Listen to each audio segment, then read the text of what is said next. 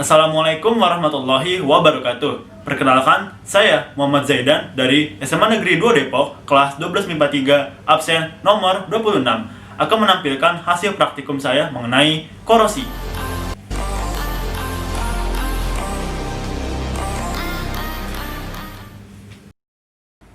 Tujuan praktikum ini untuk mengetahui proses perkaratan pada paku atau jar pentul dengan berbagai perlakuan, mengetahui faktor-faktor apa saja yang dapat menyebabkan paku atau jar pentul mengalami korosi, dan mengetahui cara penjagaan korosi pada paku atau jar pentul.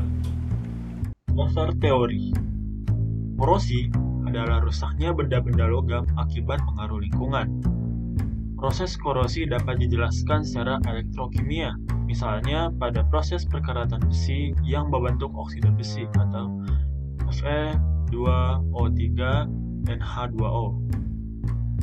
Contoh peristiwa korosi antara lain karat pada besi, pudarnya warna mengkilap pada perak, dan munculnya warna kehijauan pada tembaga.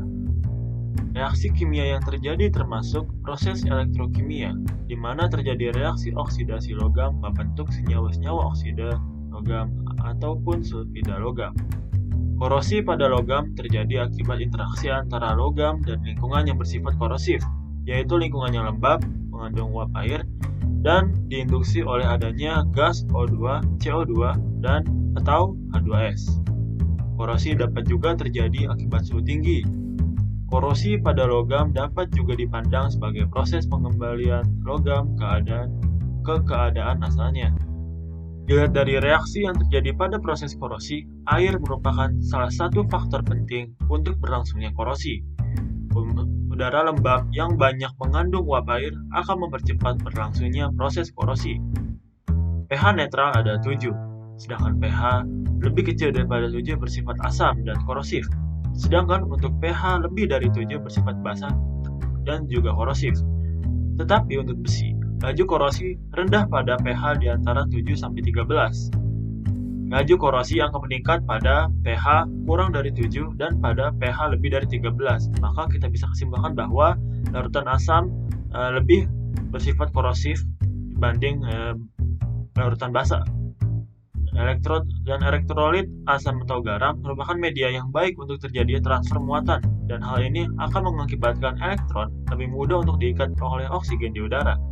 Dan penambahan temperatur atau penambahan suhu umumnya menambah laju korosi, walaupun kenyataannya kelarutan oksigen berkurang dengan meningkatnya temperatur. Apabila metal pada temperatur yang tidak uniform, maka akan besar kemungkinan terbentuk korosi. Berikut alat dan bahan dan cara kerjanya.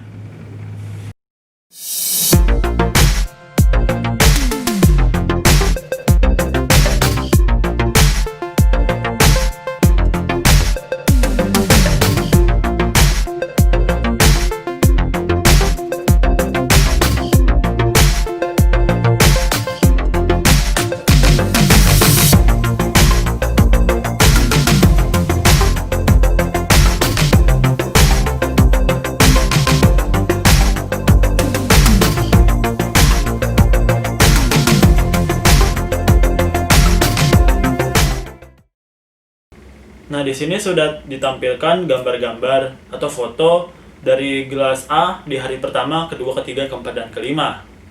Untuk di hari pertama itu masih belum tampak proses korosi atau perkaratan pada jar pentulnya, dan di hari kedua saya mengidentifikasi ada karatan atau sedikit karat di bagian besinya, dan dari sampai hari 2 sampai hari kelima itu tidak menunjukkan perubahan.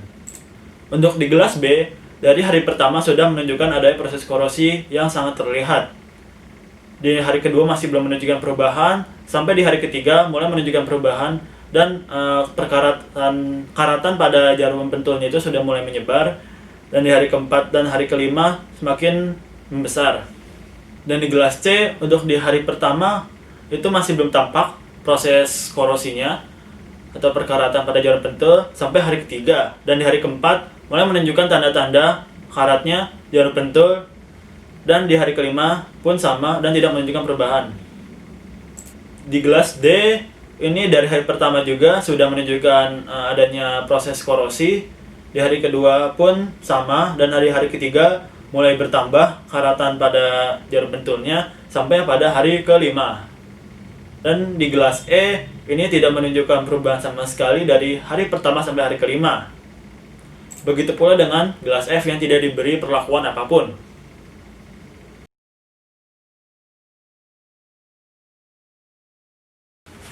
Menurut tabel data pengamatan, di gelas A, B, C, dan D mengalami korosi, dan di gelas E dan F tidak mengalami proses korosi. Di gelas B dan D, proses korosi terjadi dengan sangat cepat dibandingkan dengan proses korosi di gelas A dan C. Pada gelas B, yang diisi dengan air panas, pada hari pertama sudah menunjukkan proses korosinya dengan sangat terlihat dan lebih cepat dibanding dengan gelas A yang diisi dengan air biasa. Ini menunjukkan bahwa suhu mempengaruhi proses korosi. Begitu pula korosi yang terjadi di gelas C dan D yang diisi cuka dan larutan garam, yang menunjukkan bahwa elektrolit asam dan garam dapat mempengaruhi proses korosi. Di gelas E yang diisi dengan minyak goreng, jarum pentulnya tidak menunjukkan perubahan atau proses korosi sama sekali. Hal ini bisa saya simpulkan bahwa minyak goreng dapat menjadi solusi untuk mencegah proses korosi. Korosi merupakan kerusakan logam karena logam bereaksi secara kimia dan elektrokimia dengan lingkungan. Jarum pentul pada umumnya berbahan dasar besi. Berdasarkan nilai potensial reduksi standarnya, besi merupakan logam yang mudah mengalami oksidasi jika bereaksi dengan beberapa senyawa tertentu, misalnya oksigen dan air. Pemicu korosi diantara lain ada udara atau oksigen dengan air, suhu, dan elektrolit. Untuk suhu, bila suhu itu semakin tinggi, maka energi kinetik partikel juga semakin tinggi, sehingga kemungkinan terjadi reaksi juga lebih besar dan korosi akan lebih cepat terjadi. Dan untuk elektrolit, yang contohnya asam atau garam, merupakan media yang baik sebagai tempat terjadinya transfer muatan. Hal ini mengakibatkan elektron lebih mudah diikat oleh oksigen di udara dan akan mempercepat proses korosi. Terima kasih sudah menyaksikan hasil praktikum saya dan mohon maaf bila ada suatu kesalahan. Wabillahi taufik walhidayah. Wassalamualaikum warahmatullahi wabarakatuh.